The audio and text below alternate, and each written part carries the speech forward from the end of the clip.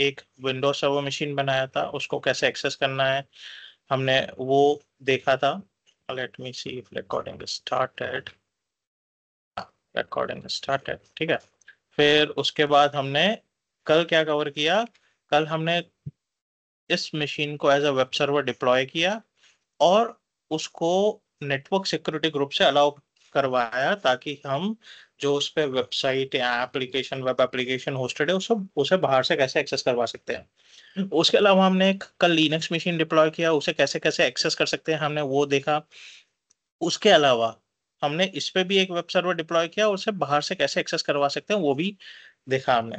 अभी for example मैं इस मशीन को ऑन कर देता हूँ, ये मेरा मशीन अभी ऑफ है, इसको मैं ऑन कर देता हूँ, स्टार्ट कर देता हूँ मशीन को। ठीक है, जब तक ये ऑन होता है तब तक हम एक दूसरे कंसेप्ट पे चलते हैं। अगर मैं एक लिंक पे जाऊं, डेटा सेंटर्स .microsoft.com, ठीक है, तो यहाँ पे इस वेबसाइट पे माइक्रोसॉफ्ट हमको इन्फॉर्मेशन देता है कि भाई मेरे डेटा सेंटर्स पूरे ग्लोब में कहाँ कहाँ पे है। ठीक है, कौन सी सर्विसेज कौन से डेटा सेंटर में अवेलेबल है। ठीक है, ये सारा कंसेप्ट्स हमको माइक्रोसॉफ्ट देता है यहाँ पे। अभी मैं यहाँ पे एक्सप्लोर दी ग्लोब करूँ, यहाँ पे एक्सप्लोर दी ग्लोब का ऑप्शन है, मैं एक्सप्लोर दी ग्लोब पे क्लिक करता हूँ। ठीक है, तो यहाँ पे मुझे पूरा ग्लोब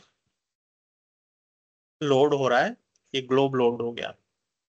ठीक है, अभी ये मेरा ग्लोब है, यानी मैं यहाँ पे देख सकता हूँ, अगर मैं इसको घुमाऊं, ठीक है, तो मैं आ जाता हूँ इंडिया पे, ये मेरा इंडिया है। ठीक है, ये मेरा इंडिया है। ठीक है, अभी मैं इसको प्रेस करूं, अगर बड़ा करूं, तो हम देख सकते हैं ये मेरा इंडिया है। अभी यहाँ पे मैं रखूं तो ये साउथ इंडिया दिखा रहा है, ये इंडिया साउथ सेंट्रल दिखा रहा है, ये सेंट्रल इंडिया दिखा रहा है, ये मेरा एज लोकेशन, सॉरी ये मेरा रीजन दिखा रहा है इंडिया का। ठीक है, और ये जो मेरा ब्लू है वो लोकेशंस दिखा रहा है। ठीक है, अभी ये सब है क्या? ठीक है, तो हम यहाँ पे रीजन्स को फिल्टर कर सकते हैं, भाई मुझे कौन सा रीजन चाहिए, किस हिसाब से मुझे टूर चाहिए तो टूर यहाँ पे ले सकता हूँ मैं, virtual Microsoft data centre tour. यहाँ पे लेजेंड्स दिए गए हैं, तो ये पे लेजेंड्स क्या है? तो सबसे पहले आता है मेरा जियोग्राफी, तो मेरा ये इंडिया का जियोग्राफी, इंडिया का रीजन हो गया। ठीक है, उसमें सॉरी जियोग्राफी मेरा इंडिया हो गया, उसमें 3 रीजन है मेरे पास। ठीक है, मतलब उसमें से एक कमिंग सून है, एक अवेलेबल, 2 अवेलेबल नाउ है। तो ये मेरा सेंट्रल इंडिया और साउथ इंडिया अवेलेबल है। ये कमिंग सून दिखा रहा है व्हाइट कलर में, लेकिन ये मेरा ऑलरेडी लॉन्च हो चुका है, मैं कुछ कुछ रिसोर्सेस स्पिन अप कर सकता हूँ या डिप्लॉय कर सकता हूँ इस डेटा सेंटर में या इस रीजन में। लेकिन अभी ये व्हाइट कलर है, व्हाइट कलर क्यों है? यानी वहां पे जो भी सर्विसेज है सारी लाइव नहीं हुई है। माइक्रोसॉफ्ट ने वहां का रीजन ओपन कर दिया है, आप सर्विसेज स्पिन अप कर सकते हो, तो उसमें कुछ कुछ सर्विसेज मिलेगी, सारी सर्विसेज नहीं मिलेगी, तो वो अभी डेवलपिंग स्टेज में है, मतलब उसमें और भी सर्विसेज आएंगी। जब तक वो ग्रीन नहीं हो जाता तब तक वो डेवलपिंग स्टेट में, डेवलप्ड नहीं है। ठीक है, लॉन्च नहीं हुआ है पूरी तरह। उसके अलावा हम यहाँ पे आए तो नेटवर्किंग दिखा रहा है, तो ये जो हम ब्लू लाइन अप देख रहे थे वो नेटवर्क पीओपी है। ठीक है, फिर ये जो व्हाइट लिंक्स है, ये जो रनिंग लिंक्स है, ठीक है, यहाँ पे कुछ ट्रैवल कर रहा है, वो हमारे वैन लिंक्स है। ठीक है, कंट्री टू कंट्री या कॉन्टिनेंट टू कॉन्टिनेंट हमारे वैन कनेक्टिविटी है। उसके अलावा यहाँ पे दूसरे भी लिंक्स दिए गए हैं, भाई ये मिक्स्ड है सोलर और विंड, यहाँ पे खाली सोलर है, यहाँ पे खाली विंड है, तो वो भी लोकेशन जैसे यहाँ पे है। ठीक है, फॉर एग्जाम्पल ये मेरा, ठीक है, सनसिक ग्रुप है। ठीक है, तो ये सारे पॉइंटर्स है या लेजेंड्स है, जिससे हम सारी चीजें आइडेंटिफाई कर सकते हैं। उसके अलावा यहाँ पे मेरे पास जो मेरा है व्यू ग्लोब मोड है, मैं व्यू मैप भी कर सकता हूँ, तो यहाँ पे मैं मैप मोड में आ गया, तो पूरे ग्लोब का मैं मैप देख देख पा रहा हूँ, पूरे ग्लोब का मैं मैप देख पा रहा हूँ। ठीक है, उसके अलावा अगर मैं यहाँ पे व्यू टेबल कर रहा हूँ, तो यहाँ पे टेबल मोड में भी आ गया मुझे सारी चीजें, मैं टेबल मोड में भी देख सकता हूँ।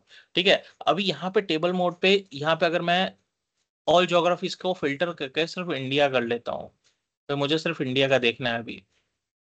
ठीक है, तो मुझे यहाँ पे इंडिया का 3 चीजें दिखा रहा है, एक है मेरे पास सेंट्रल इंडिया, एक है इंडिया साउथ सेंट्रल और एक है साउथ इंडिया। तो भाई सेंट्रल इंडिया कहाँ पे है? पुणे में है। मेरा साउथ इंडिया चेन्नई में है और इंडिया साउथ सेंट्रल हैदराबाद में है। ठीक है, जो ही कमिंग सून फेज में है, लेकिन इसका मतलब नहीं यहाँ पे सर्विसेज स्टार्ट नहीं हुई, यहाँ पे कुछ कुछ सर्विसेज से स्टार्ट हो गई है। तो डेटा रिडंडेंट रेसिडेंसी अवेलेबल है, stored at trust in India, मेरा डेटा इंडिया में स्टोर हो रहा है। तो मेरा चेन्नई वाला रीजन कब लॉन्च हुआ है? 2015 में लॉन्च हुआ है। पुणे वाला भी 2015 में लॉन्च हुआ है। ये अभी ऑफिशियल डेट माइक्रोसॉफ्ट ने नहीं दी है। ठीक है, तो प्रोडक्ट्स और डिजास्टर रिकवरी सॉल्यूशंस अभी कमिंग सून स्टेट में है। अवेलेबिलिटी जोन्स कमिंग सून में है। तो अगर मैं पुणे वाला डेटा सेंटर चेक करूं या रीजन चेक करूं तो अवेलेबिलिटी जोन्स है मेरे पास 3 जोन्स है। और अगर मैं चेन्नई वाला सेलेक्ट करूं तो बोल रहा है nearest region with zones available central India. ठीक है, तो ये सेंट्रल इंडिया के साथ बाइंडेड है। जो मेरा साउथ इंडिया है सेंट्रल इंडिया इंडिया के साथ बाइंडेड है। रीजनल कंप्लायंसेस कौन से तो मेरे पास मीटी के रीजनल कंप्लायंसेस है, यानी इंडिया के कंप्लायंसेस है। और मेरे पास इंडस्ट्री कंप्लायंसेस माइक्रोसॉफ्ट के, तो इंडस्ट्री कंप्लायंसेस कौन से हैं वो सारे यहाँ पे बता रहा है। अगर मैं उसको एक्सपांड करता हूँ, यहाँ पे 3 मोर है। ठीक है, तो भाई आरबीआई आरडीआई का कंप्लायंस है, ट्रू साइट का है, शेयर्ड असेसमेंट का कंप्लायंस है, पीसीआई डीएसएस का, जीएक्सपी का और सीडीएसए का। ये सारे इंडस्ट्री मतलब ये ग्लोबल कंप्लायंसेस है माइक्रोसॉफ्ट के डेटा सेंटर पे। उसके अलावा सॉरी, ये इंडस्ट्री कंप्लायंसेस है।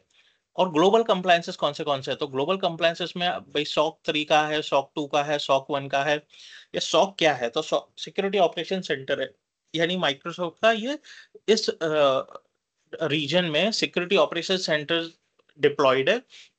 मतलब ये इसे क्लोजली मॉनिटर करते हैं अटैक्स वगैरह के लिए। उसके अलावा ये सारे आईएसओ सर्टिफिकेशंस है, सीएसएस स्टार सर्टिफिकेशंस है, सीआईएस बेंचमार्क है। ये सारे कंप्लायंसेस दिए, इनके पास ग्लोबल कंप्लायंसेस है। अभी ये तो ठीक है, मैं समझ पा रहा हूँ कि भाई ये सारे कंप्लायंसेस हैं, इंडस्ट्री कंप्लायंसेस है, रीजनल कंप्लायंसेस है इस लोकेशन पे। लेकिन इस रीजन पे मेरे पास सर्विसेज कौन सी अवेलेबल है, वो मैं कैसे चेक कर सकता हूँ? वो भी तो एक इम्पोर्टेंट फैक्टर है। समझो मैं चाहता हूँ भाई, मुझे चेन्नई में कोई सर्विस डिप्लॉय करनी है, लेकिन जब मैं सारा प्लान बना देता हूँ, मैनेजमेंट के सामने प्रेजेंट कर देता हूँ, और जब मैं एग्जीक्यूशन करने जा रहा हूँ तो दिखा रहा है भाई ये तो चेन्नई में अवेलेबल ही नहीं है। यानी मुझे तो अश्योरेंस लेना पड़ेगा ना भाई, मैं जो प्लान बनाऊंगा, मैं जो आर्किटेक्चर डिजाइन करूंगा, तो ये सर्विसेज इस रीजन में अवेलेबल होगी कि नहीं। ठीक है, ये अवेलेबिलिटी जोन अभी हम पार्क पार्क करते हैं, इसको मैं एक्सप्लेन करूंगा अवेलेबिलिटी जोन क्या है। नो डाउट आपने एजी 900 अगर कंप्लीट कर लिया है तो एक एक आइडिया आ गया होगा, लेकिन फिर भी मैं ऐसे एक एक लेवल तक कन्वे करूंगा। ठीक है, तो अभी मुझे देखना है कि मेरे किस डेटा सेंटर में, यानी किस रीजन में कौन सी सर्विसेज अवेलेबल। तो अगर मैं यहाँ पे वापस डेटा सेंटर पे जा रहा हूँ, ठीक है, तो यहाँ पे मेरे पास what's happening around the globe, region all. ठीक है, तो ये मैं रीजन सेलेक्ट कर सकता हूँ। अभी यहाँ पे मेरा एशिया का रीजन है। ठीक है, उसमें एशिया के रीजन में क्या क्या न्यूज़ है सारी, मैं मुझे यहाँ से इंफॉर्मेशन मिल जाती है। ठीक है, उसके अलावा ये थोड़ा चेंज हो गया है। हाँ, अजूर ग्लोबल इंफ्रास्ट्रक्चर। ठीक है, तो learn more about recommended regions near you, तो मैं इस लिंक पे जा रहा हूँ। ठीक है, तो यहाँ पे अजूर ज्योग्राफीज बता रहा है, और न्यू रीजन्स कौन से आ रहे हैं वो बता रहा है। ठीक है, तो चिली में आ रहा है, मलेशिया में आ रहा है, इंडोनेशिया में आ रहा है, न्यूजीलैंड में आ रहा है। ये सारे नए रीजन्स लॉन्च हो रहे हैं। ठीक है, लेकिन मेरा गोल क्या है? मुझे चेक चेक करना है service availability, explore products by region. ठीक है, यानी कौन से रीजन में कौन सी सर्विस अवेलेबल है। ठीक है, तो ही तो मैं प्लान बना पाऊंगा। ठीक है, तो यहाँ पे बोल रहा है व्यू प्रोडक्ट अवेलेबिलिटी, इस लिंक पे जाएंगे हम। तो यहाँ पे आ गया हमारा सबसे बढ़िया पार्ट। अगर यहाँ पे हम देखें तो बोल रहा है भाई ऐप सर्विस कहाँ पे अवेलेबल है। तो ऐप सर्विस कौन से रीजन में अवेलेबल है, यहाँ पे हमको दिखा रहा है अफ्रीका, एशिया। तो ये फिल्टर कर सकते हैं। अभी मैं यहाँ पे इंडिया सेलेक्ट कर लेता हूँ, तो इंडिया के मेरे तीनों रीजन आ गए। ठीक है, इंडिया के मेरे तीनों रीजन आ गए, सेंट्रल इंडिया आ गया, साउथ इंडिया आ गया, वेस्ट इंडिया आ गया। तो भाई ऐप सर्विस एनवायरनमेंट मेरा अवेलेबल है। ऐप सर्विस का जो प्राइमरी कैटेगरी है वो अवेलेबल है तीनों जगह पे। ठीक है, तीनों जगह पे अवेलेबल है। पर ऐप सर्विस एनवायरनमेंट मेरा तीनों जगह पे अवेलेबल है, लेकिन जो मेरा app service premium V3 plan है तो वो सिर्फ सेंट्रल इंडिया में अवेलेबल है, वो साउथ इंडिया और वेस्ट इंडिया में अवेलेबल नहीं है। ठीक है, एप्लीकेशन गेटवे सब जगह अवेलेबल है। ठीक है, ऑटोमेशन दो जगह अवेलेबल है, मेरा वेस्ट इंडिया में अवेलेबल नहीं है। ऑटोमेशन में अपडेट मैनेजमेंट मेरा सिर्फ सेंट्रल इंडिया में अवेलेबल है, साउथ इंडिया में अवेलेबल नहीं है। यहाँ पे तो है ही नहीं, क्योंकि यहाँ पे तो मेरा प्राइमरी सर्विस ऑटोमेशन का ही अवेलेबल नहीं है वेस्ट इंडिया में। तो अभी मुझे समझो ऑटोमेशन के रिलेटेड कुछ डिप्लॉय करना है और मैं मैनेजमेंट को प्लान बना के देता हूँ वेस्ट इंडिया के हिसाब से। तो जब मेरा एग्जीक्यूशन मोड में जाएगा एज एन आर्किटेक्ट, मेरा क्या होगा, वहां पे मेरा डिजास्टर हो जाएगा। ठीक है, ब्लंडर हो जाएगा। भाई मैंने तो डिजाइन बना के दे दिया, अप्रूव भी हो गया, बजटिंग भी हो गया, अभी पता चला भाई वेस्ट इंडिया का प्राइस हल्का सा सस्ता था, सेंट्रल इंडिया का हल्का सा प्राइस महंगा था। यहाँ सेंट्रल इंडिया का तो सस्ता था प्राइस, वेस्ट इंडिया का महंगा था। X Y Z vice versa हो सकता है। तो हमको ये ध्यान रखना है, जब भी हम कोई प्लान बनाते हैं, कोई डिजाइनिंग करते हैं, तो हमको पता होना चाहिए ये सर्विस कौन से जगह पे अवेलेबल है। यूजर से नियरेस्ट लोकेशन रहेगा कि फारेस्ट लोकेशन रहेगा, फारेस्ट है तो लेटेंसी बढ़ जाएगा। ठीक है, उसके अलावा ये तो सारे जनरल अवेलेबल है, जो ब्लैंक है वो नॉट अवेलेबल है, और जो ब्लू होंगे वो इन पब्लिक रिव्यू है। मतलब वो लॉन्च कर दिए हैं लेकिन रिव्यू में, अभी फुल फ्लैश लॉन्च नहीं हुए हैं। ठीक है, अभी हम स्क्रॉल करें तो यहाँ पे हम देख सकते हैं, जो मेरा ये दो सर्विसेज है, अजूर कॉन्फिडेंशियल लेजर, वो रिव्यू प्रीव्यू स्टेज में है। कंटेनर स्टोरेज, ठीक है, वो डेप्रिकेटेड, वो प्रीव्यू स्टेज में है। ठीक है, तो इस तरह हम रीजन वाइज सर्विसेज को एनालिसिस कर सकते हैं। उसके अलावा देखो, अजूर फ्रंट डोर, मेरा अजूर फ्रंट डोर प्रीमियम तीनों जगह पे प्रीव्यू स्टेज में है। अजूर फायरवॉल मैनेजर तीनों जगह अवेलेबल है। अजूर ग्राफाना सर्विस मेरे सिर्फ सेंट्रल इंडिया में अवेलेबल है, साउथ इंडिया वेस्ट इंडिया में अवेलेबल नहीं है। इसी तरह अगर मैं चेक करता हूँ, मुझे जर्मनी में देखनी है, तो जर्मनी में पास दो रीजन है, जर्मनी नॉर्थ और जर्मनी वेस्ट, वेस्ट सेंट्रल। तो इसी तरह यहाँ पे भी जो अजूर लार्ज इंस्टेंसेस है बैर मेटल इंफ्रास्ट्रक्चर, जर्मनी नॉर्थ में अवेलेबल नहीं है, जर्मनी वेस्ट सेंट्रल में ही अवेलेबल है। तो इस तरह हम सारे रीजन्स का कौन से प्रोडक्ट्स या कौन से सर्विसेज स्पेसिफिकली उस रीजन में, उस डेटा सेंटर में अवेलेबल है। ठीक है, जब मैं रीजन बात करता हूं तो एक कॉन्टिनेंट होता है, ज्योग्राफी होता है, उस कॉन्टिनेंट के अंदर एक कंट्री होता है, कंट्री को हम डिफाइन करते हैं एज ए ज्योग्राफी। ठीक है, यहाँ पे सिलेक्ट है ज्योग्राफी, मैंने जर्मनी कंट्री सिलेक्ट किया, इंडिया कंट्री सिलेक्ट किया है, तो ये मेरा ज्योग्राफी हो गया।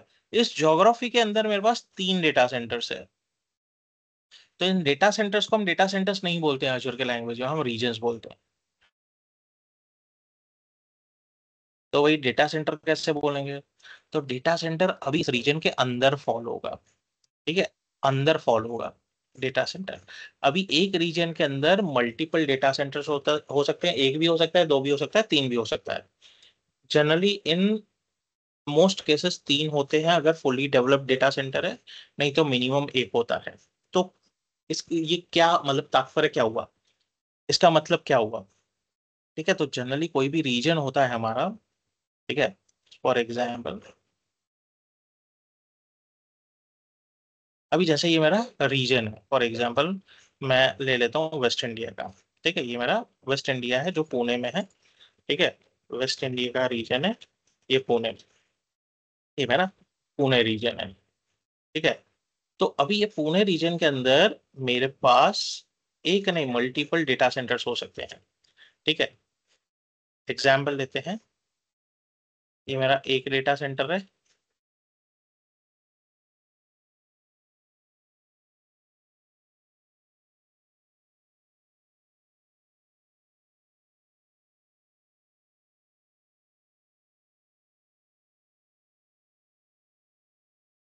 ये मेरा दूसरा डेटा सेंटर है,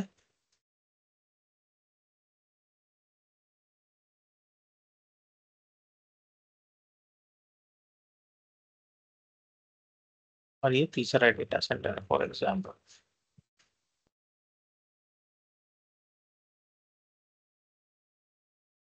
ठीक है, यानी ये मेरा डेटा सेंटर वन हुआ,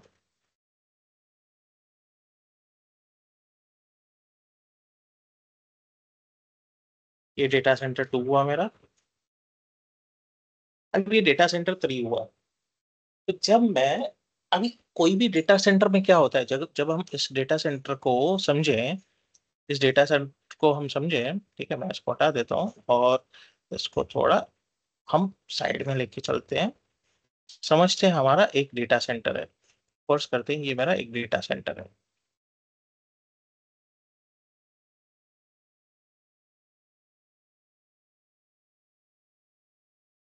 ये मेरा एक डेटा सेंटर है, ठीक है। अभी इस डेटा सेंटर के अंदर क्या होगा, लॉजिकली इस डेटा सेंटर के अंदर क्या होगा, तो ये डेटा सेंटर एक फिजिकल लोकेशन है। इसमें क्या आएगा, इसमें मेरे रैक्स आएंगे, ठीक है, मेरे रैक्स आएंगे, तो मल्टीपल रैक्स होंगे मेरे।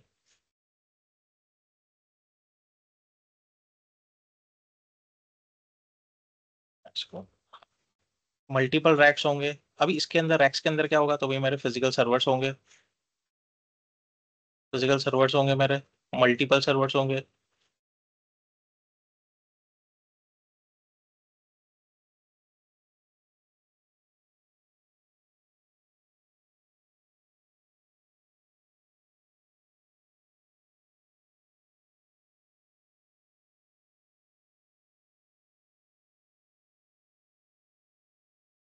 जस्ट अ मोमेंट, ठीक है, मैं एक सेकंड पॉज कर रहा हूँ।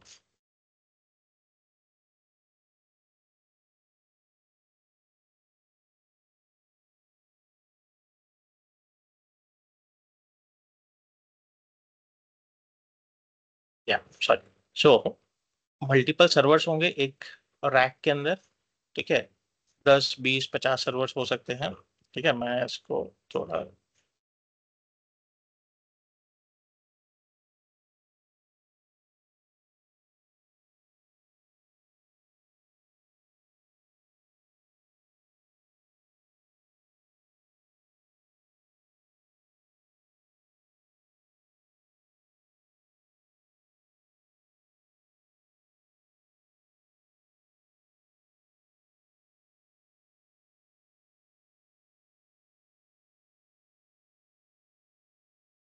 समझो मेरे 50 सर्वर है, मैं यहाँ 5 सर्वर एक रैक में, ठीक है।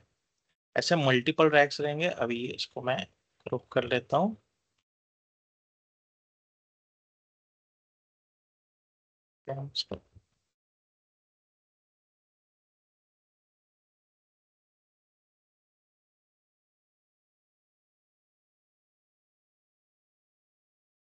ठीक है, अभी ये एक मेरा डेटा सेंटर हो गया। इसके अलावा क्या होगा मेरे पास, केबलिंग होगा, कूलिंग होगा, नेटवर्क रैक होगा। ये मेरा सर्वर रैक हो गया जिसमें बहुत सारे सर्वर्स पड़े हैं। मेरे पास नेटवर्क रैक्स होंगे जिसमें नेटवर्किंग इक्विपमेंट्स हैं, मेरे L3 स्विचेस, L2 स्विचेस, यानी मेरे कोर स्विचेस, एक्सेस स्विचेस लगे होंगे, मेरे राउटर्स लगे होंगे, मेरे फायरवॉल्स लगे होंगे। तो ये मेरा एक डेटा सेंटर हो गया।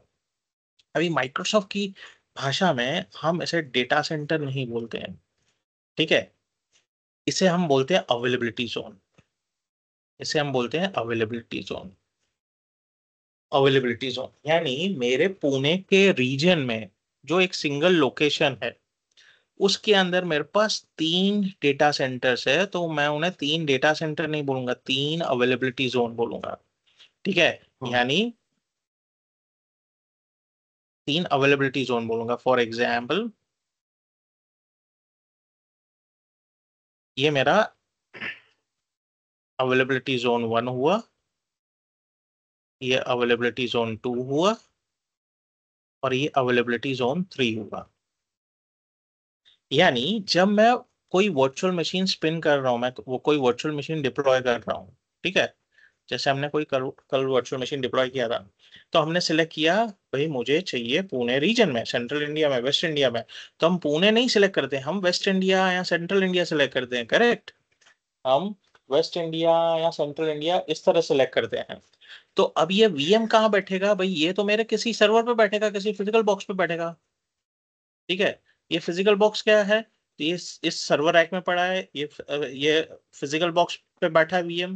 ये फिजिकल बॉक्स बैठा है मेरे सर्वर, रैक सर्वर पे। रैक सर्वर है मेरा सर्वर रूम में, सर्वर रूम में मेरा किसी डेटा सेंटर में। और ये डेटा सेंटर क्या है मेरा भाई, कोई अवेलेबिलिटी जोन है, कोई अवेलेबिलिटी जोन है। और ये कहाँ है अवेलेबिलिटी जोन, किसी रीजन में। तो उस रीजन का नाम क्या है, रीजन का नाम है वेस्ट इंडिया या सेंट्रल इंडिया।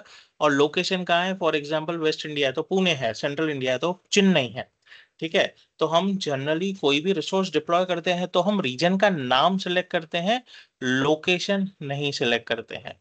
ठीक है, वो लोकेशन नहीं दिखाता है। लोकेशन अगर आपको देखना है तो अभी हमने जो लिंक देखा उस पे जाके हमको लोकेशन देखना पड़ेगा। ठीक है, हमको इस जगह पे जाके, जैसे मैंने इंडिया सिलेक्ट किया है तो सेंट्रल इंडिया बता रहा है, साउथ इंडिया बता रहा है, वेस्ट इंडिया बता रहा है। तो सेंट्रल इंडिया कहाँ है, तो वो मेरे ग्लोब में दिखेगा, मुझे ग्लोब में दिखेगा। ठीक है, अगर मैं बैक जाऊं, जो हमने ग्लोब देखा, ठीक है, एक्सप्लोर द ग्लोब करूं मैं, और इसको मैं व्यू बाय टेबल करूं, ठीक है, और यहाँ पे ज्योग्राफी इंडिया सेलेक्ट करूं, तो यहाँ से मुझे पता चलेगा भाई, मेरा जो वेस्ट इंडिया है वो पुणे है, साउथ इंडिया है वो चेन्नई है, और सेंट्रल इंडिया है वो हैदराबाद है। ठीक है, सॉरी, जो मेरा सेंट्रल इंडिया है वो पुणे है, जो साउथ इंडिया है वो चेन्नई है। ठीक है, तो यहाँ पे जो मैंने लिया है ये समझो सेंट्रल इंडिया है फॉर एग्जाम्पल।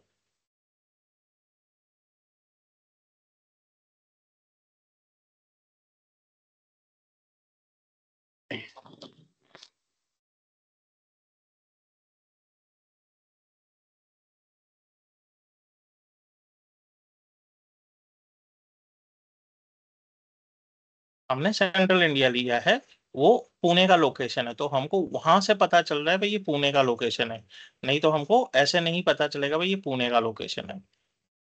अब ये अवेलेबिलिटी जोन की बात करते हैं, तो ये अवेलेबिलिटी जोन क्या है, यानी जब मैं कोई मशीन डिप्लॉय कर रहा हूँ, जब मैं कोई मशीन डिप्लॉय कर रहा हूँ, अगर मुझे उसकी कॉपी भी बनानी है, ताकि अगर कोई डेटा सेंटर डाउन होता है तो भी मेरा मशीन अप रहे। डेटा सेंटर डाउन हो सकता है, प्रैक्टिकल थिंग है भाई। कभी कभी कुछ चीजें हमारे कंट्रोल के बाहर जा सकती है, समझो वहां पे पावर डिजास्टर हो गया, पावर चला गया, 5 घंटे पावर नहीं आएगा। जनरेटर है, पूरे डेटा सेंटर को जनरेटर बैकअप देगा 4 घंटे तक, तो भाई 1 घंटे में हम्म। वीएम डाउन चला गया तो, 10 मिनट वीएम डाउन चला गया तो, 5 मिनट वीएम डाउन चला गया तो, यही वीएम पे मेरा कोई बैंकिंग एप्लीकेशन, आईसीआईसी बैंक का कोई एप्लीकेशन होस्टेड है जो मेरे ट्रांजेक्शन्स को मॉनिटर करता है। ठीक है, तो 5 मिनट भी बहुत इंपॉर्टेंट रखते हैं, तो मेरा वीएम डाउन नहीं होना चाहिए, तो मैं क्या करूंगा, इसको रिडंडेंसी मोड में यानी अवेलेबिलिटी मोड में बनाऊंगा, यानी मेरा वीएम अवेलेबल होना चाहिए हमेशा, मेरा वीएम अवेलेबल होना चाहिए। तो मैं जब अवेलेबिलिटी रिडंडेंसी सिलेक्ट करूंगा, ठीक है, रिडंडेंसी सिलेक्ट करूंगा, तो मैं रिडंडेंसी में मैक्सिमम 3 रिडंडेंसी सिलेक्ट कर सकता हूँ सेम रीजन में, सेम रीजन में। तो availability zone 1, availability zone 2, availability zone 3, यानी मेरे वीएम का अगर मैंने 3 रिडंडेंसी सिलेक्ट किया है तो मेरे वीएम का कॉपी 3 बनेगा, तीनों डेटा सेंटर्स में रहेगा, तीनों अवेलेबिलिटी जोन्स में रहेगा। तो भाई क्वेश्चन आएगा, ये डेटा सेंटर डाउन है, पावर डिजास्टर है, तो यहाँ पे भी तो हो सकता है। यहाँ पे नहीं होगा, क्योंकि इन दोनों के बीच में कम से कम 100 किलोमीटर का डिस्टेंस होगा, कम से कम। ठीक है, ज्यादा भी हो सकता है, 500 किलोमीटर भी हो सकता है। ठीक है, इसी तरह इस डेटा सेंटर के बीच में भी उतना डिस्टेंस होगा, इन दोनों डेटा सेंटर के बीच में भी इतना डिस्टेंस होगा। तो अगर ये मेरा डेटा सेंटर डाउन है तो इसका मतलब, अगर यहाँ पे फ्लड आ गया है, समझो ये फ्लड आ गया है, तो ये डेटा सेंटर डाउन हो सकता है, ये नहीं डाउन होगा, क्योंकि यहाँ पे फ्लड नहीं, ये 100 किलोमीटर दूर है। ठीक है, यहाँ पे पानी आने के चांसेस कब है, बहुत एक्सट्रीम, 7 दिन तक बारिश हो और पानी छोड़ दिया हो तो भी पूरे शहर में आएगा, दूसरे शहर में नहीं आ सकता जल्दी। ठीक है, और इसके अलावा मैं दूसरे रीजन में भी अवेलेबिलिटी जोन दे सकता हूँ, दूसरे रीजन का भी अवेलेबिलिटी जोन, तो वो हम नेटवर्किंग में ज्यादा डिटेल में पढ़ेंगे, अभी सिर्फ हम अवेलेबिलिटी जोन का कंसेप्ट समझ रहे हैं।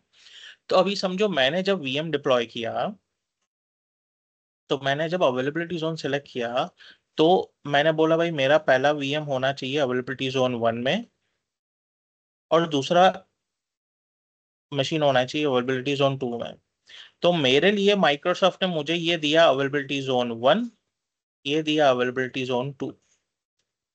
लेकिन जब नीरव अपना वीएम डिप्लॉय कर रहा है, ठीक है, नीरव जब अपना वीएम डिप्लॉय कर रहा है तो वो किसी भी सर्वर पे बैठ रहा है, ठीक है, तो नीरव बोल रहा है भाई मेरा भी फर्स्ट अवेलेबिलिटी जोन 1 होना चाहिए, फर्स्ट, और सेकंड होना चाहिए अवेलेबिलिटी जोन 2। ठीक है, तो क्या होगा भाई, मेरे और नीरव के दोनों वीएम इसी डेटा सेंटर में रहेंगे? नहीं, नीरव के लिए हो सकता है जो अवेलेबिलिटी जोन 1 है वो ये हो, और अवेलेबिलिटी जोन 2 ये हो।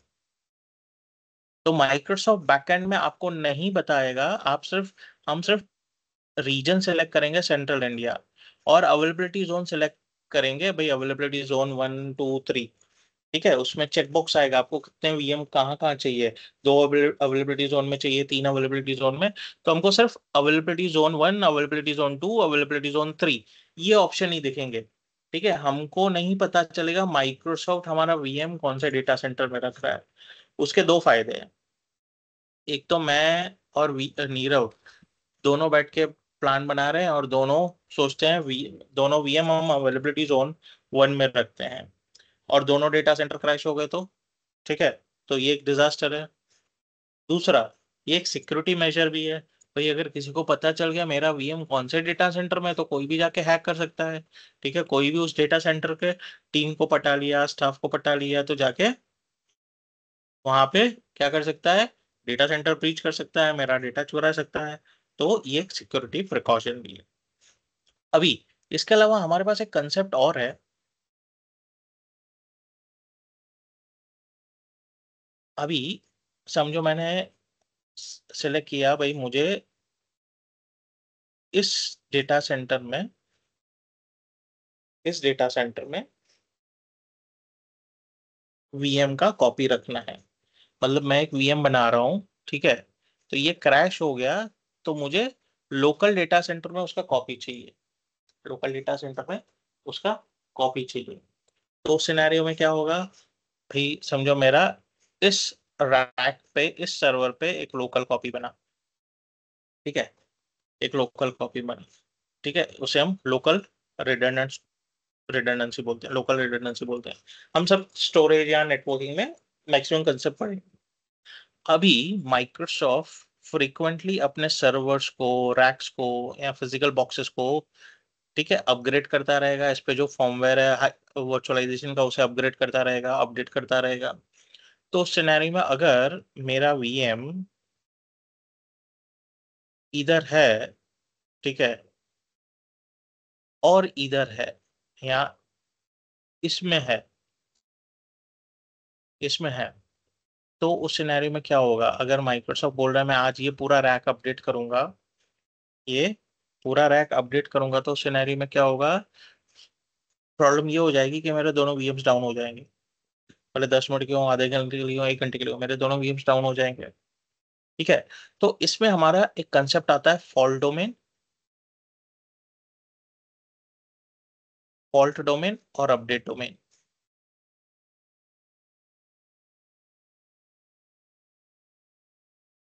फॉल्ट डोमेन और अपडेट डोमेन। ठीक है, फॉल्ट डोमेन अपडेट डोमेन का कंसेप्ट मैं अवेलेबिलिटी जोन एक्सप्लेन करूंगा तब समझाऊंगा। इस डायग्राम को मैं ऐसे ही रख रहा हूँ। ठीक है, तो अभी मैं इसको मिनिमाइज कर रहा हूँ, हम चलते हैं अजूर वीएम पे। हमने इस वीएम को स्टार्ट किया था। अभी इस वीएम पे मैं आ जाता हूँ।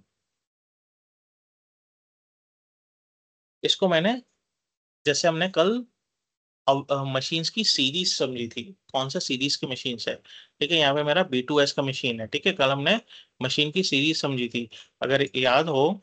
ठीक है, हमने Azure वर्चुअल मशीन सीरीज का लिंक रिव्यू किया था, और हमने सारे मशीन की सीरीज देखी थी। A सीरीज मशीन है, B सीरीज है, C सीरीज है, D सीरीज है, E सीरीज है। अलग अलग पर्पस के लिए अलग अलग सीरीज है, ये हमने कल देखा था। अभी जब हमने ये मशीन सेलेक्ट किया, तो हमने क्या सेलेक्ट किया, 2 virtual CPU 4 GB RAM, standard B2S, मेरा स्टैंडर्ड स्क्यू है, स्टैंडर्ड B2S क्यू है। बी सीरीज के मशीन है मेरा। अभी मैं चाहता हूँ यार, ये मशीन तो परफॉर्म नहीं कर रहा है। अभी अगर मैं बी सीरीज पे चलूँ, तो बी सीरीज मेरा किस पर्पस के लिए है, बी सीरीज मेरा है इकोनॉमिकल बर्स्टेबल वीएम है।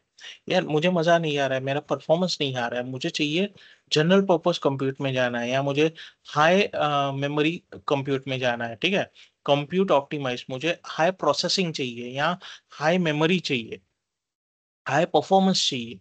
ठीक है, तो मेरे को जाना है भाई, समझो मेमोरी एप्लीकेशन रन करनी है, मुझे ई सीरीज में जाना है, या मैं चाहता हूँ भाई मुझे मेमोरी ऑप्टिमाइज मशीन चाहिए, मेरे को जी सीरीज में जाना है। तो भाई मैंने तो ऑलरेडी वीएम बना लिया, तो अभी इसको मैं चेंज कैसे करूंगा?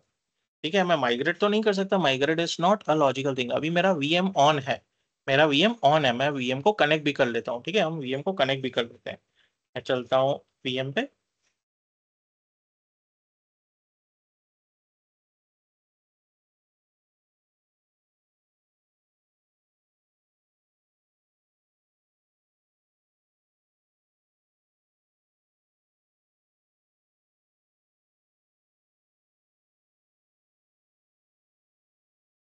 ठीक है, मेरा वीएम ऑन है, मैं इसमें कुछ ओपन करके रख देता हूँ।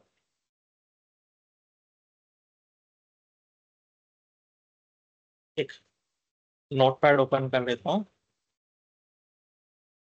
और कुछ टेक्स्ट डाल डाल देता हूँ।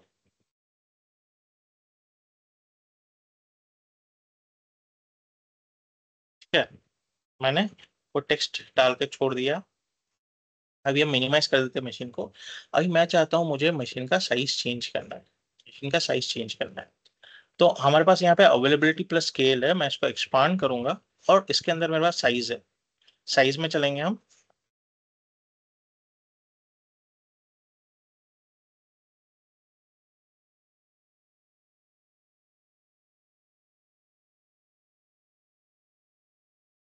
ठीक है, मैं यहाँ पे देखूँ तो मेरा B2S बी सीरीज का मशीन सेलेक्टेड है, B2S। और यहाँ पे दिखा रहा है most used by Azure users. तो भैया डी सीरीज का मशीन ज्यादातर अज्योर यूजर्स यूज करते हैं, मैं इसको कोलैप्स कर देता हूँ। ठीक है, तो यहाँ पे मुझे प्राइसिंग भी दिखा रहा है भाई, ये अगर आप लेते हो two virtual CPU 8 GB RAM वाला मशीन, जिसमें 4 हार्ड ड्राइव आप कनेक्ट कर सकते हो, 4 डेटा डिस्क लगा सकते हो, और जो आपको आईओप्स मिलेंगे, इनपुट आउटपुट पर सेकंड, वो 3750 मिलेंगे। ठीक है, और आपको जो लोकल स्टोरेज मिलेगा, डेटा डिस्क, हाँ, 75 GB का स्कजी स्टोरेज मिलेगा। ठीक है, और इसका कॉस्ट रहेगा 6255। अगर मैं यहीं पे देखूं बी सीरीज में B2MS, तो यही मुझे two virtual CPU, 8 GB RAM, 4 data disk, IOPS मेरे कम हो गए, ये 3750 है, ये 19 और 16 GB का लोकल स्टोरेज मिलेगा, और मुझे मशीन का कॉस्ट पड़ रहा है 5000 रुपये। मेरा कॉस्ट सीधा 1200 रुपये कम हो गया। ठीक है, इसके अलावा मैं स्क्रॉल करता हूँ नीचे, मैं डी सीरीज वर्जन 5 में जाता हूँ। ठीक है, अगर मैं D2AD वर्जन 5 देखूँ, two virtual CPU, 8 GB RAM, 4 GB, और ये मेरा सेम मशीन है जो मुझे ऊपर दिखा रहा था, मोस्टली यूज वाला मैं। ठीक है, उसके अलावा उसके नीचे मशीन देखूँ तो सेम कॉन्फ़िगरेशन है, सेम, कुछ भी फर्क नहीं है। ये D2ADS है, ये D2DS है, सेम कॉन्फ़िगरेशन, सब कुछ सेम। इसका कॉस्ट ज्यादा है, 500 रुपये, 600 रुपये। ये 6255 है, ये 6866 है। तो ये मेरा पुराना मशीन है, पुराना मशीन वर्जन है, ये उससे नया वर्जन है, इसलिए इसका कॉस्ट सस्ता है। अभी उस थोड़ा और मैं नीचे आऊं, ठीक है, फोर्थ जनरेशन पे, इसमें मैं अगर देखूं, two virtual CPU, 8 GB RAM, ठीक है, 4 हार्ड ड्राइव, ठीक है, और 75 GB लोकल स्टोरेज, और 3200 का IOPS। तो ये देखो, मेरे मुझे 6862 पड़ रहा है, यानी मुझे इस कॉस्ट में पड़ रहा है। ठीक है, तो ये बेटर, मेरी बेटर हुआ क्योंकि आयोप ज्यादा है। उससे भी ये बेटर हुआ क्योंकि इसमें मुझे पैसों का भी फायदा, इकोनॉमिकल कॉस्ट है, 600 रुपये per month. It is not a small amount. अगर मेरा 12 महीने के लिए मशीन ऑन रहता है और मेरे पास 100 मशीन है, ठीक है, 600 रुपये इंटू 12 महीने, 7200 हुए, और 100 मशीन है, यानी मेरा 7 लाख रुपए का कॉस्ट का बचत हो गया, 70,000 का कॉस्ट का, नहीं सॉरी, 7 लाख के कॉस्ट का बेनिफिट हो जाएगा पर ईयर। ठीक है, तो अभी मेरे को तो पहले साइज चेंज करना है, तो मैं साइज चेंज करता हूँ, तो मैं इसको इसको वापस कैंसिल कर देता हूँ, और मैं वापस आ जाता हूँ, साइज पे हम आ जाते हैं वापस। तो मेरा साइज अभी जो सिलेक्टेड है वो B2S है। ठीक है, B2S सिलेक्टेड है, जो मेरा 2500 रुपये वाला साइज है। मैं इसका साइज इंक्रीज कर देता हूँ भाई, तो मैं देखता हूँ, मुझे 4 GB वाला मशीन चाहिए, 4 GB रैम वाला, तो मैं रैम में जा रहा हूँ भाई, मुझे 4 GB रैम वाले मशीन के कॉस्ट दिखा दो। तो टी सीरीज में भी मिल रहा है मुझे, एफ सीरीज में भी मिल रहा है, लेकिन कॉस्ट अगर हम कंपेयर करें तो यहाँ पे 2,500 है, यहाँ पे 5,800 है, यहाँ पे 5,100 है। ठीक है, तो यहाँ पे मेरे पास 1280 आईओप्स है, यहाँ पे 3200 आईओप्स है, यहाँ पे 3,700 आईओप्स है। तो मैं क्या सिलेक्ट कर रहा हूँ, मैं अभी ये 5,800 वाला सिलेक्ट कर लेता हूँ और इसे रीसाइज कर देता हूँ। तो जैसे ही मैंने रीसाइज किया है, यहाँ पे हम देखेंगे यहाँ पे क्या हो रहा है। या मैं इसको मिनिमाइज कर देता हूँ, ये मेरे मशीन को, ये रीसाइज हो रहा है। तो वही शट डाउन हो रहा है अभी मेरा मशीन, शट डाउन हो रहा है। यानी मेरा जो भी कुछ ओपन था, यहाँ तो वो लॉस्ट हो जाएगा, यहाँ टेम्प हो सकता है रीलॉन्च हो जाए, जैसे हमारा वर्ड रीलॉन्च हो जाता है। ठीक है, हम वेट करते हैं, यहाँ रीसाइज ट्रिगर हो चुका है, रीसाइज होने देते हैं मशीन को।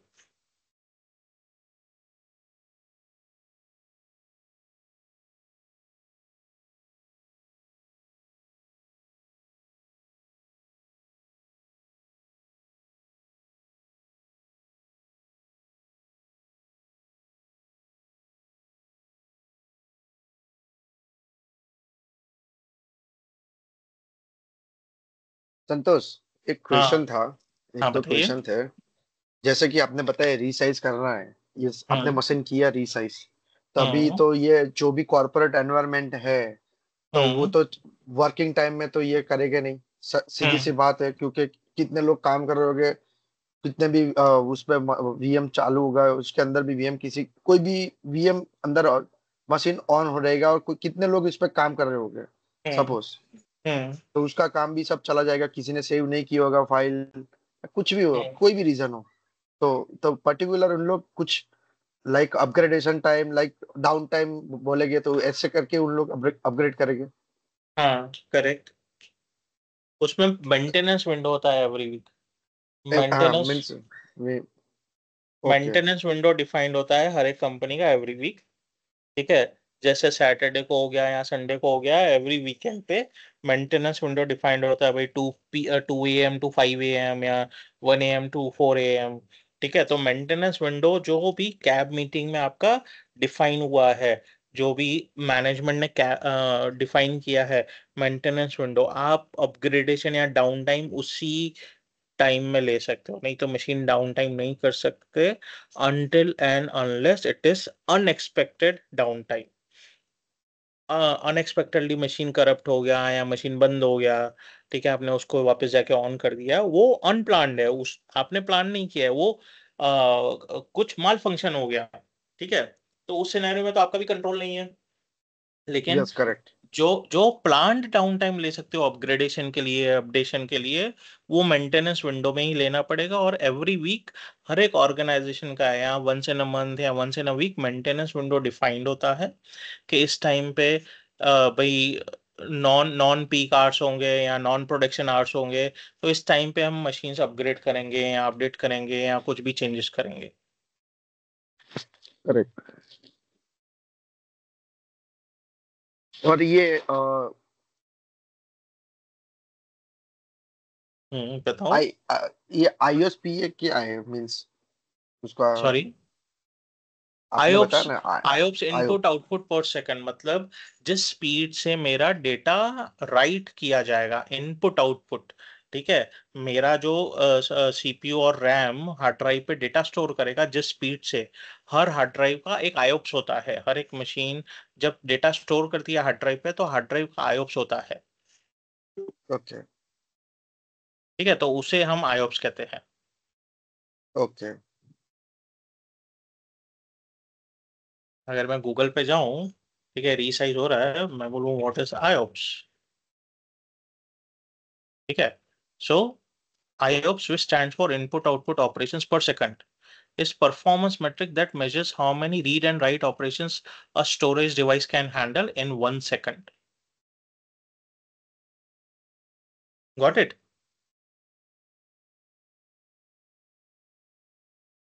Yes, Neerav, am I audible? Yes got it Santosh. ठीक है, अभी हम इसको वेट करते हैं, इसको रीसाइज हो रहा है, मेरा मशीन शट डाउन हो गया, डिस्कनेक्ट भी हो गया।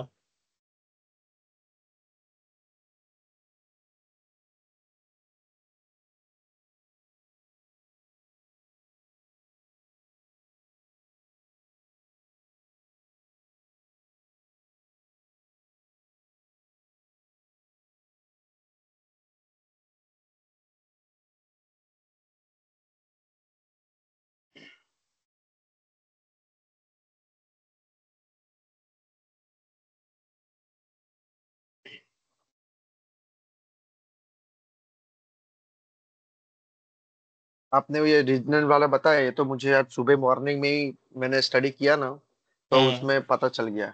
आपने मीन्स रीजनल बताया, यानी पर्टिकुलर में, जैसे कि आपने गुजरात सिलेक्ट कर लेता हूँ तो वो हम्म। हो गया रीजनल। और दूसरे उसके अंदर मुझे कहाँ कहाँ रखने सर, मीन्स ये, तो वो जैसे कि गुजरात के अंदर आता है अहमदाबाद, दूसरे सिटी आती है कुछ नहीं, सुरेंद्र सिटी नगर, वाइज नहीं, वो डेटा मीन्स सेंटर फिक्स है। हाँ। हाँ। मीन्स एग्जाम्पल के तौर पे, हाँ। हाँ, means correct particular, correct correct तो करेक्ट वो correct like correct. One type of zone हो गए। एक हाँ। जोन है हाँ। अहमदाबाद हाँ। जोन, हम्म। पर वो आता है गुजरात जोन में, मेन है रीजनल हाँ। गुजरात। बट हाँ, अंदर करेक्ट। अलग अलग सब डिवाइड किया है उन लोग ने, जैसे कि अहमदाबाद में रखा है एक सर्वर, एक हम्म। सर्वर सुरेंद्र नगर रखा है, एक सर्वर हम्म। सूरत रखा है, या फिर वापी रखा है। Hmm. Means one hmm. Type of zones. हाँ, तो ये तो करेक्ट। मुझे कॉन्सेप्ट क्लियर ही हो गया है, सुबह मैंने किया ना 2 बार, उसमें मुझे कॉन्सेप्ट क्लियर हो गया कि ये रीजनल जोन्स क्या है। उसका तो अभी कुछ है नहीं डाउट्स। ठीक, हम नेक्स्ट वीक उसका प्रैक्टिकल भी देखेंगे। ठीक है, नेक्स्ट वेडनेसडे प्रॉब्ली हम देखेंगे, उससे पहले दो लैब्स और देखने हैं। फिर हम और उसमें और एक दो कंसेप्ट समझेंगे, अवेलेबिलिटी सेट्स क्या है। तो अवेलेबिलिटी जोन हमने देख लिया है, तो हम ट्यूसडे को प्रॉब्ली मशीन जो डिप्लॉय करेंगे वो अवेलेबिलिटी जोन में डिप्लॉय करेंगे। उसके पहले हमको 4-5 लैब्स और देखनी है। उसके बाद हम अवेलेबिलिटी जोन का लैब देखेंगे, अवेलेबिलिटी जोन के बाद हम अवेलेबिलिटी सेट्स का लैब देखेंगे।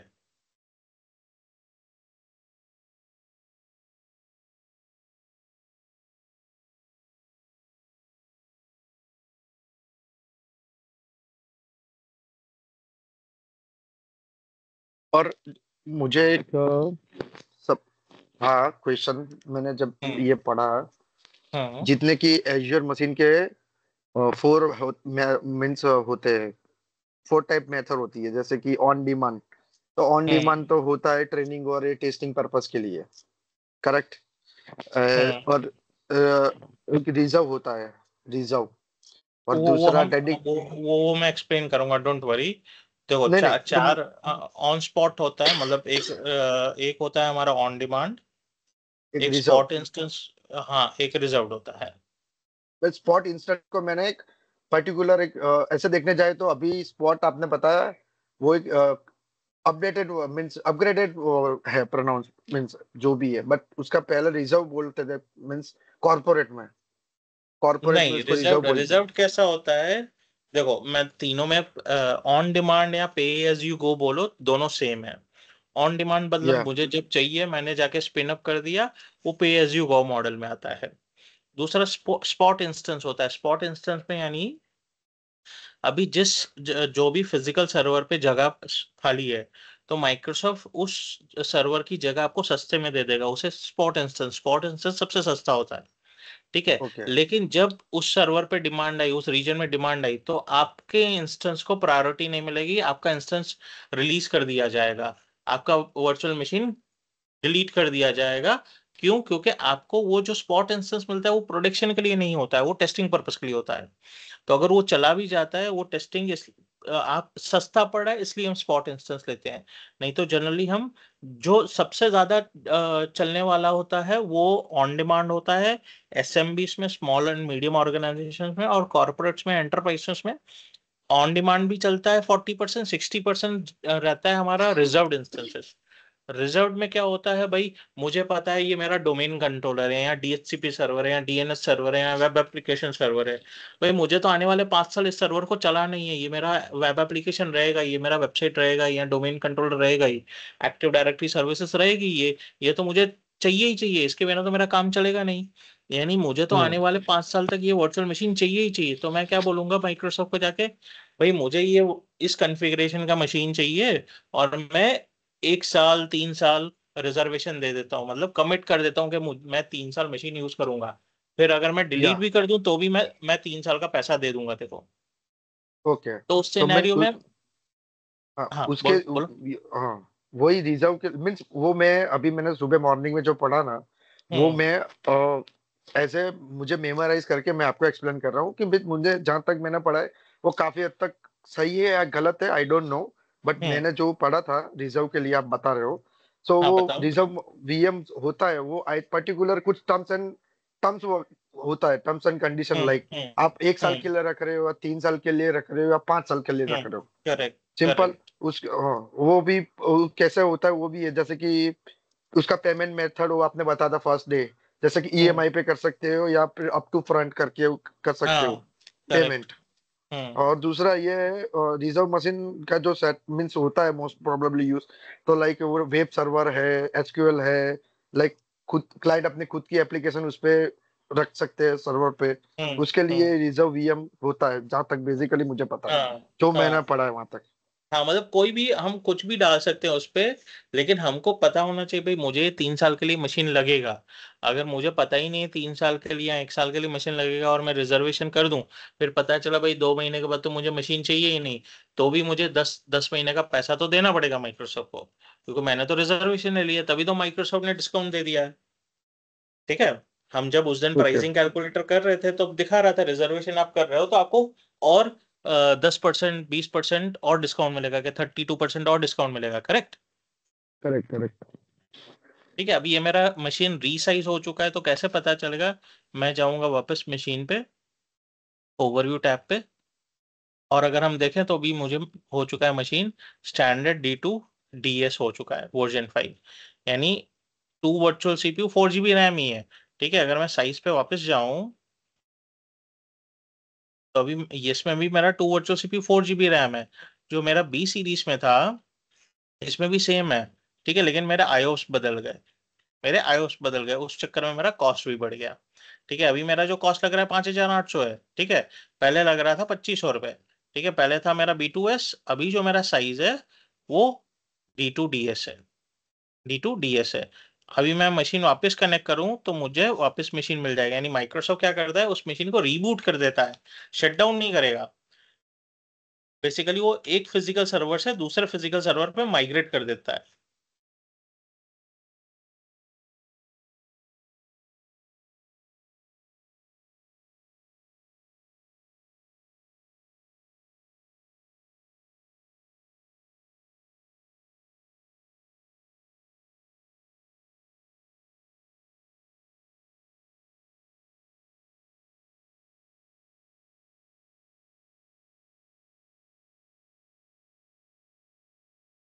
तो अभी अगर हम देखें, पहले मुझे इंटेल का Xeon Ice Lake प्रोसेसर आ रहा था, अभी प्लेटिनम प्रोसेसर आ रहा है। याद है, पहले मुझे ओके आइस लेक प्रोसेसर आ रहा था, अभी मुझे प्लेटिनम प्रोसेसर, यानी इसने मेरा जो अंडरलाइंग फिजिकल बॉक्स था, फिजिकल सर्वर, वो चेंज कर दिया है। यानी मेरा जो VM था इस सर्वर से उठा के उसने इस सर्वर पे मूव कर दिया। ओके। ठीक है, तो मेरा मशीन मूव हो गया, यानी मेरा साइज चेंज हो गया। अभी मैंने इसको जब मशीन ऑन था तभी किया था तो उसने सिर्फ रीस्टार्ट किया। मैं इसको अगर मशीन को स्टॉप करके भी रीसाइजिंग कर सकता हूँ, ऐसा जरूरी नहीं है कि मशीन ऑन ही होना चाहिए तभी मैं रीसाइज कर सकता हूँ। अभी मैं क्या करूंगा, अभी मैं इसको पावर ऑफ कर देता हूँ। पावर ऑफ होने के बाद हम चलेंगे ऑल रिसोर्सेस में। ठीक है, अभी हम चलते हैं ऑल रिसोर्सेस में। मैं इसको रिसोर्स ग्रुप के हिसाब से फिल्टर कर देता हूँ। तो भाई मैं मेरा वाला रिसोर्स ग्रुप ले लेता हूँ। तो इस रिसोर्स ग्रुप में अगर हम देखें तो मेरे पास कितने रिसोर्सेस है टोटल। मेरे पास टोटल 11 रिसोर्सेस है। मैं यहाँ पे टोटल 20 कर देता हूँ, तो मेरे पास 11 रिसोर्सेस है। तो 11 कैसे है भाई, वर्चुअल मशीन 2 है, उसकी पब्लिक इंडिविजुअल IP एड्रेस है, नेटवर्क सिक्योरिटी ग्रुप है, नेटवर्क इंटरफेस कार्ड है, दोनों का डिस्क भी है। लेकिन जो मेरा वर्चुअल नेटवर्क है, ठीक है, जो मेरा वर्चुअल नेटवर्क है वो एक ही है। इस वर्चुअल नेटवर्क से ही मेरे दोनों मशीन कनेक्टेड है। याद है जब हम मशीन डिप्लॉय कर रहे थे तो वर्चुअल नेटवर्क दिखा रहा था हमको, W सर्वर 01 का ही ले रहा था। तो वर्चुअल नेटवर्क उसने पुराना वाला ही ले लिया, क्योंकि सेम रिसोर्स ग्रुप में सेम लोकेशन पे मैं बना रहा हूँ। अगर मैं सेम रिसोर्स ग्रुप दूसरे लोकेशन पे बनाता तो वो दूसरा वर्चुअल नेटवर्क बना देता। अभी मैं क्या कर रहा हूँ, मैं यहाँ पे जाके वर्चुअल मशीन्स में जाके दोनों मशीन्स को डिलीट कर देता हूँ। मैं दोनों मशीन सेलेक्ट कर रहा हूँ और इन दोनों मशीन को डिलीट कर देता हूँ। तो मैं डिलीट जैसे सिलेक्ट करूँ, यहाँ से मुझे कंफर्मेशन पूछ रहा है, मैं डिलीट वर्ड टाइप करूंगा। कंफर्मेशन देने के लिए बोल रहा है enter delete to confirm deletion. मैंने डिलीट वर्ड टाइप कर दिया है। अभी मशीन्स डिलीट हो रहे हैं, कुछ 20-25 सेकंड लगेंगे या 30 सेकंड्स लगेंगे डिलीट होने में, हम वेट करेंगे।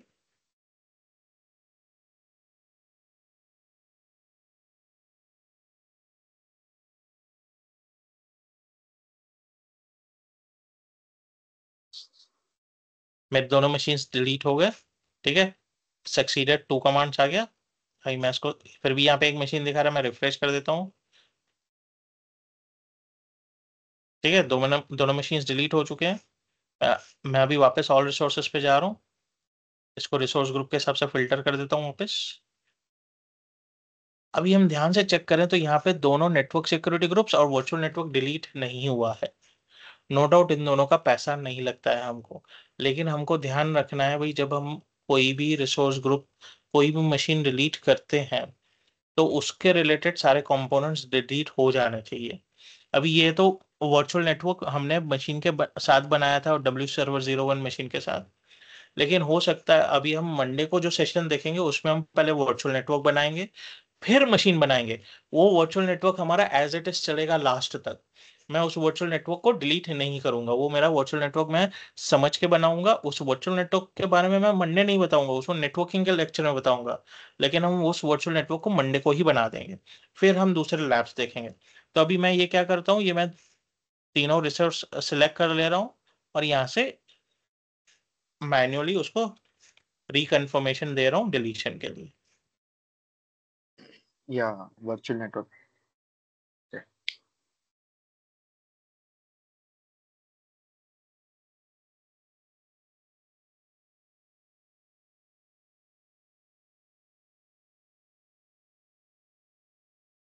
उसके वर्चुअल नेटवर्क के लिए मीन्स वी नेट भी बोल सकते हैं ना उसको शॉर्ट फॉर्म में। हाँ, वीनेट भी बोल सकते हैं।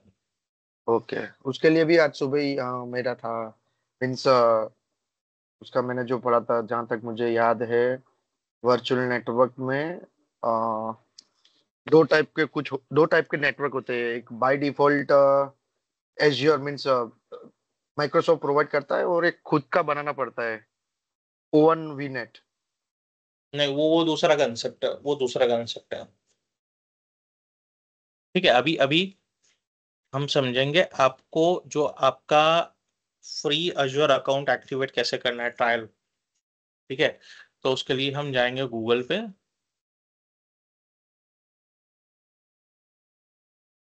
हम यहाँ पे टाइप करेंगे अजूर फ्री ट्रायल। ठीक है, अजूर फ्री ट्रायल टाइप करोगे तो आपको create your Azzur free account और पे एज यू गो वाला आ जाएगा, इस पर क्लिक करना है। मैं ये लिंक शेयर कर देता हूँ चैट में। मैं can I share my screen possible? तो मैं अभी कर देता हूँ क्रिएट आपके सामने। हाँ ठीक है, एक मिनट, मैं आप स्क्रीन शेयर कर दो। Just hold second.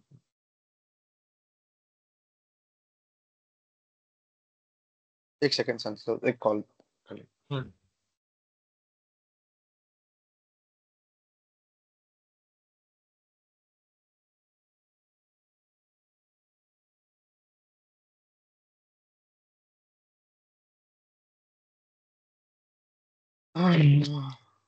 Are you able to see my screen संतोष?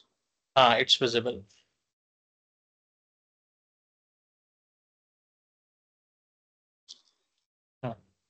तो ये हाँ देखो यहाँ पे लेफ्ट हैंड साइड नीचे आ रहा है, start with an Azzur free trial. हाँ, यस यस, स्टार्ट ये करना है, वाला। हाँ स्टार्ट, हाँ स्टार्ट कीजिए।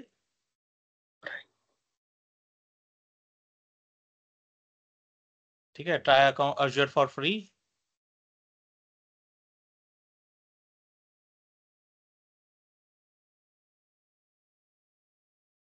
कुछ 12,000 आप बोल रहे थे ना, 10,000 मिल रहे हैं। हाँ, 10,000 के आसपास मिलता है, नहीं, 10 to 12,000, 12,000 के ट्वेल्व आसपास मिलता है। 12,200 मैंने देखा था सुबह मॉर्निंग में। हाँ ठीक है, हाँ दे इट्स दीजिए। ऑप्शन। 13,300 मिल रहा है। मुझे सुबह 12,000 दिखा रहा था। कोई नहीं, फोन नंबर डाल दीजिए अपना ईमेल एड्रेस के नीचे।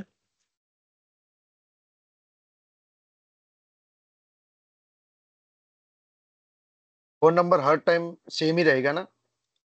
नहीं, मतलब यहाँ पे आप जो डाल रहे हो अभी, हाँ आप ऐसे सेम डाल सकते हो, बट जनरली क्या है, माइक्रोसॉफ्ट अभी वैलिडेट करता है एक फोन नंबर या एक ईमेल, एक फोन नंबर से दो से ज्यादा अकाउंट नहीं बनाने देगा। हाँ, यहाँ पे कोई भी डमी कंपनी का नाम दे दो। मेरे ही कंपनी का दे दूँ ना, पॉसिबल? नहीं, आपके कंपनी का नहीं दे दो, डमी दो, मतलब ये ट्रायल अकाउंट है, इसे आप फिर तो प्रोडक्शन हाँ, के लिए यूज नहीं करोगे। ठीक है, तो नीरव कॉर्पोरेशन, नीरव लिमिटेड, कुछ भी डमी कंपनी दे दो। न्यू कॉर्प देता हूँ मैं। ठीक है, नीचे आ जाओ, स्क्रॉल करो, एड्रेस दे दो। ये ऑप्शनल है, इसको छोड़ दो, एड्रेस दे दो। मीन्स घर कोई भी देना है ना? हाँ, कोई भी एड्रेस दे दो।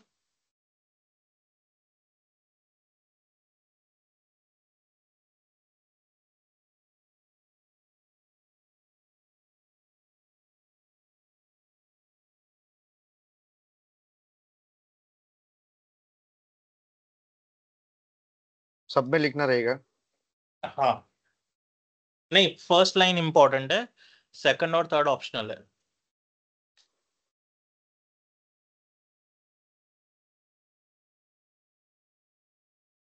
ओके। सिटी दे दो।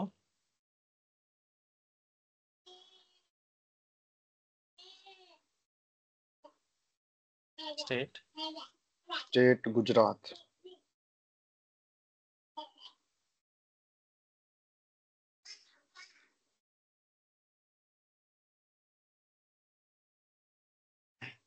पिन कोड दे पिन दो। Post code. हम्म।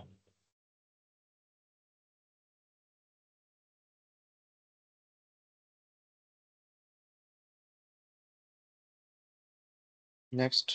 हाँ, नेक्स्ट करो।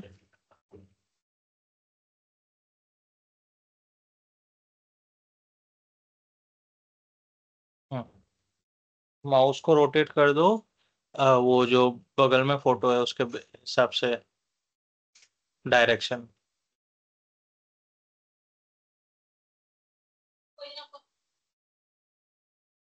और एक, हाँ।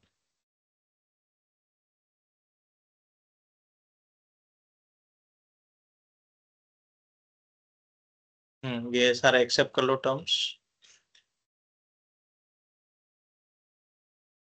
स्क्रॉल करो नीचे, नेक्स्ट।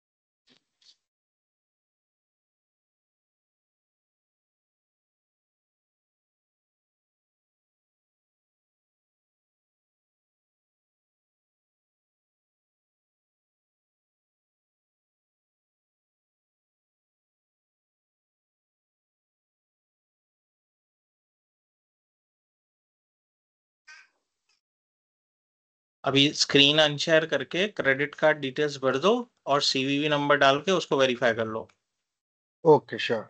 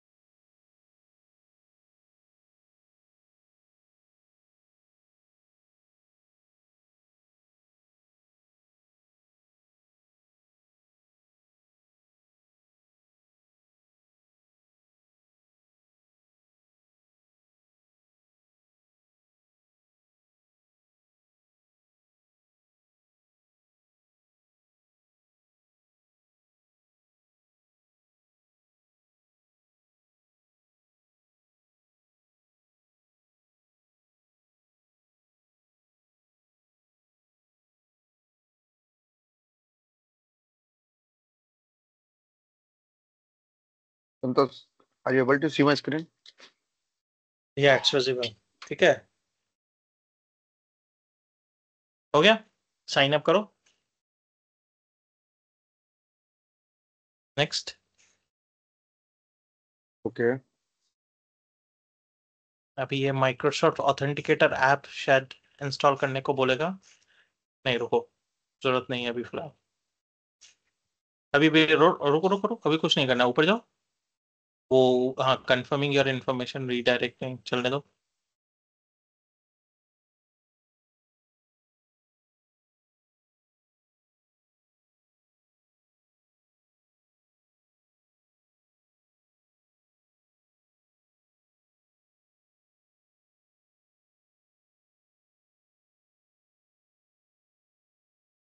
ठीक है, अभी फर्स्ट फर्स्ट वाले टैब पे आओ, फर्स्ट वाले टैब पे, फर्स्ट वाले टैब टैब क्रोम के टैब पे। 3 टैब ओपन है क्रोम में, हाँ उस पे आओ, रिफ्रेश करो उसको, रिफ्रेश करो।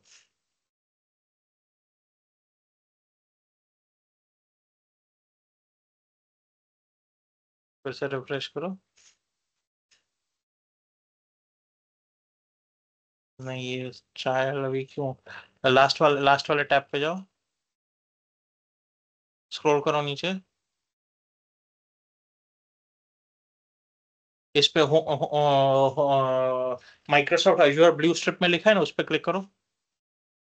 अज्योर पे, हाँ। हाँ हाँ एक्टिवेट हो गया है, एक्टिवेट हो गया। अभी कैसे चेक कर सकते हो? रुको। इसको मैं क्लोज कर देता हूँ, ये बहुत पहले हाँ ओपन क्लोज किया कर दो, था ये। हाँ क्लोज कर दो। और नए टैब में जाके portal.azure.com ओपन करो। यहाँ पर है, मैंने इसको रखा ही है हॉट फेवरेट में। ठीक है।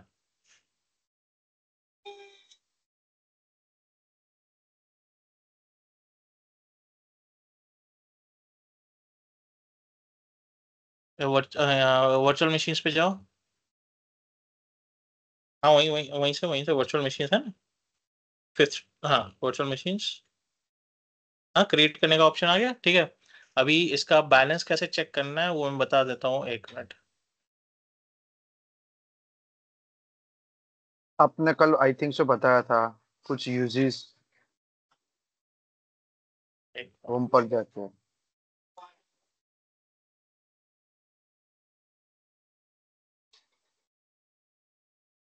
हाँ कॉस्ट मैनेजमेंट सर्च करना है वहाँ पे, cost management. Cost cost management, management. हाँ।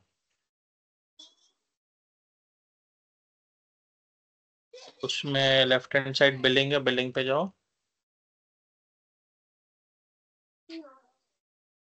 सेकंड लास्ट ऑप्शन, लास्ट से सेकंड। हाँ उस पे पेमेंट यूजेस मेथड्स इन पे जाओ, पेमेंट मेथड पे जाओ।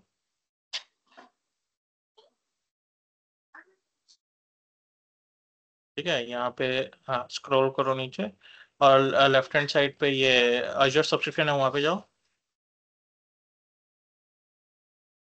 एक्टिव। ठीक है, एक्टिव आ गया।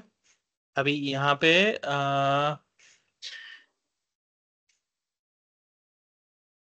जो ये सब्सक्रिप्शन एक्टिव है, अजूर सब्सक्रिप्शन 1 नाम से, इसका यूसेज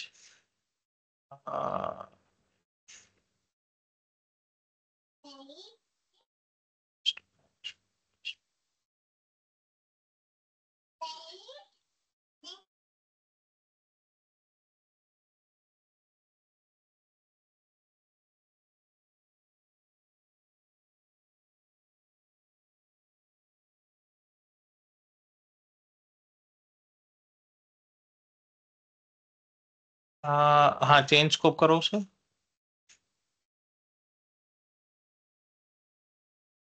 नीरव पटेल पर सिलेक्ट रहने दो, सिलेक्ट कर लो। हाँ सिलेक्ट करो उसे। हाँ नीचे से सिलेक्ट करो, नीचे से, नीचे सिलेक्ट का ऑप्शन है।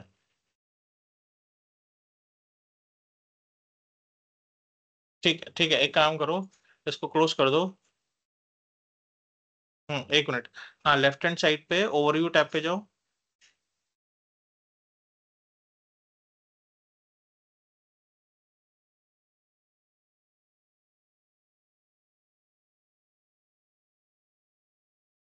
कल आपने कुछ चेंज स्कोप करके किया था, सिलेक्ट बिलिंग अमाउंट करके।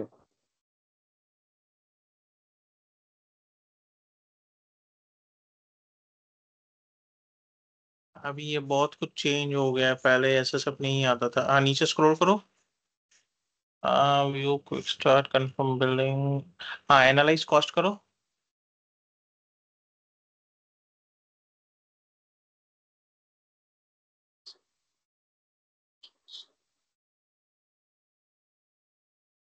ऑल व्यूज पे जाओ। ठीक है, अभी कोई कॉस्ट बता नहीं रहा है। ठीक है, जब जब अभी इसको क्लोज कर दोगे और 1-2 घंटे के बाद लोड करोगे ना उसको, तो ऊपर जो बेल आइकन है ना, नोटिफिकेशन, वहां पे बैलेंस बता देगा। नोटिफिकेशन आइकन पे यहाँ ओके पे बैलेंस बता देगा। ठीक है, ओके बाकी यहाँ ओके पे आके इसी ऑल व्यूज में जाके आप चेक कर सकते हो कितना यूसेज हो गया है 24 घंटे पहले तक का। Okay okay. वो तो आपने कल बताया था कैसे चेक करना हाँ है, एक हाँ, दिन का पहले दिखाता है वो, तो करंट डे का नहीं दिखाएगा। करेक्ट करेक्ट, 24 घंटे पहले तक का दिखाएगा अप्रोक्सीमेटली। श्योर। ठीक है, सो आज का ओके सेशन कंक्लूड करते हैं, मंडे रिज्यूम करेंगे सेम टाइम 8 o'clock। श्योर। वहां ठीक है, तक मेरा जो भी है थोड़ा पढ़ने मीन्स रीडिंग टाइम वो मैं थोड़ा कंप्लीट कर दूं 1-2 दिन में। ठीक ठीक ठीक ठीक ठीक। हो गया, अभी चलो। मशीन्स मैं क्रिएट करूं कि ना करूं, क्या आपके हाँ, कर अंडर में ही सकते करूं? हो। आपको करना है तो आप प्रैक्टिस कर सकते हो, फिर डिलीट कर देना है, ऑल रिसोर्सेज में जाके सब कुछ डिलीट कर देने का फिर वापस। लेकिन आपने अभी आई वुड सजेस्ट, अगर आपको जरूरत नहीं है, क्योंकि हम फिर से मशीन बनाने वाले हैं और 2 लैब देखने वाले हैं वर्चुअल मशीन बना के, तो वो साथ में प्रैक्टिस हो जाएगा। सो मेरा सजेशन ऐसा रहेगा कि अभी अननेसेसरी यूटिलाइज नहीं करो फंड्स को। ओके श्योर, नोट है क्योंकि श्योर। मंडे को मैं फिर से एक विंडोज मशीन बनाऊंगा और एक लिनक्स मशीन बनाऊंगा, और हम ये देखेंगे कि जब हम वर्चुअल मशीन डिप्लॉय कर रहे हैं तभी कैसे कोई रोल इंस्टॉल कर सकते हैं, तभी साथ में ही मशीन को बनाने के बाद फिर लॉग इन करके कॉन्फ़िगरेशन करने के बदले, जब मशीन बना रहे हैं तभी कॉन्फ़िगरेशन जो हमको करना है वो साथ में ही एक स्क्रिप्ट में डाल दिया और वो साथ में हो जाएगा। वो स्टेप हम देखेंगे, तो वो साथ में आप श्योर नॉट प्रैक्टिस है। कर लोगे तो सेम रिपीटेटिव स्टेप है। Okay sure, not an issue, तो फिर वही तभी करेंगे क्रिएट। ठीक है, चलो, cool. Happy weekend. Okay okay. Monday को रिज्यूम करते हैं। श्योर संतोष, गुड हाँ, night. Thank you, good night.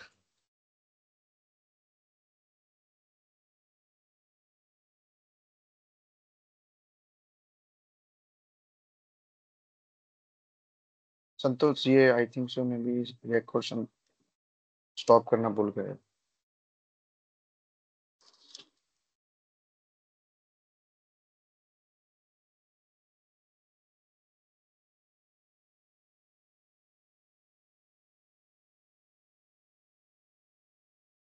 બોલો હવે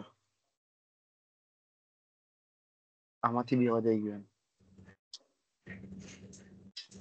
संतोष, I think so maybe ये रिकॉर्ड स्टॉप करना, आई थिंक सो। नहीं, वो